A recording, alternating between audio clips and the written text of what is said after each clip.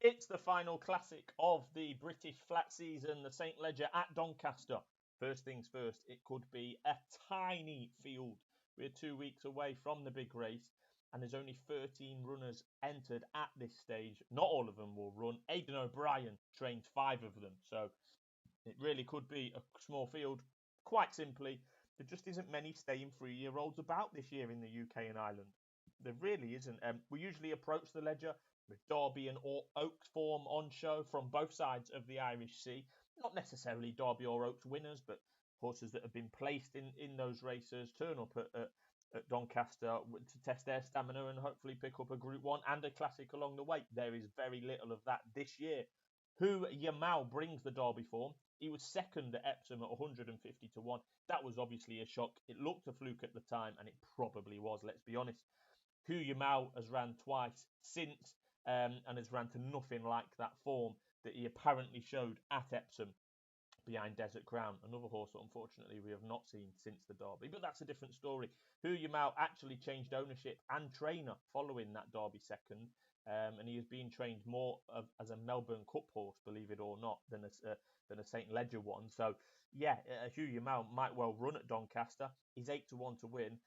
He certainly won't be found wanting for stamina, that is for sure. But it's not even his main target of this autumn. Never mind his whole career.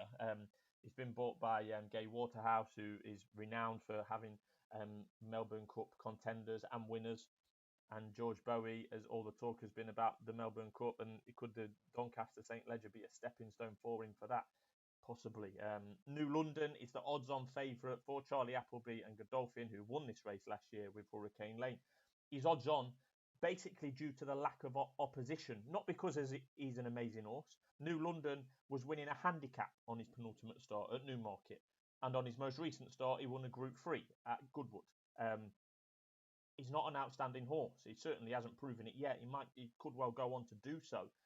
But to be 5 to 6, at this stage, it just shows how poor the race could turn out to be. For example, last year, Hurricane Lane, same connections, Charlie Appleby and Godolphin, arrived at Doncaster following back-to-back Group 1 wins. And before that, Hurricane Lane was third in the Derby itself. He's rated £5 higher.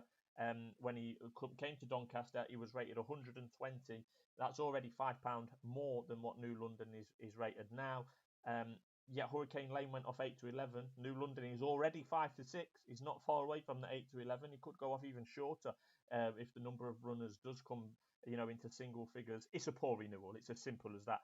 I mean, Aidan O'Brien's 5 runners aren't exactly standout. Currently, they stand at 14, 20, 20, 33, and 66 to 1. That signals what the market thinks of those. A separate story, if you like, over recent years, the Irish Champions Weekend has somewhat overshadowed or certainly had an impact on Irish horses, particularly from Aidan O'Brien's yard at Doncaster, but that's probably for another video altogether. O'Brien's contenders, as I said, the shortest price is 14 to 1. They're not all going to run. Maybe one or two will run, and they don't have a group race win between them. Again, another signal that this, unfortunately, at Doncaster is a poor renewal. Second in the market at the moment is Eldar Eldarov for Roger Varian. He's only had 4 starts in his whole life, was last seen when getting battered in a piddly French Group 1 last time. That was back in mid-July, to be fair, so it's going to be a long time between drinks for Eldar Eldarov. He's 7 to 1 second favourite. That tells you all you need to know about the quality of this renewal. I mean, it's a common theme of this video, as you may have already cottoned onto, but yeah, it's not particularly great. Finally, on the negative front, the York Great Voltager winner, the Great Voltager, which is usually a very good pointer for the St Leger, and particularly good, I would say, over the years. And the winner or the place horses in the Great Voltager usually come to Doncaster and go close or often win. Deauville Legend won the Great Voltager at York earlier in August. He can't even run in this race because he's a gelding. Now, if he was able to run in this race, he would be up there, they would definitely be second favourite, let's put it that way. So, yeah, he can't even run. That's just another blot on this year's St Leger's copybook, if you ask me. But someone has to win.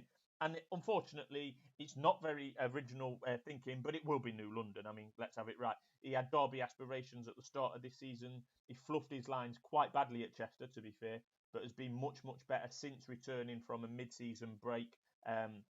He returned in July. He won a good handicap at Newmarket. I know I've just used the fact that he won a handicap only a couple of months ago as a reason to put a negative spin on this race, but he won that well against some good horses. Then New London went to the Gordon Stakes at Goodwood, which again, similar to the Great Voltager, is a known St. Ledger trial. He won that quite well.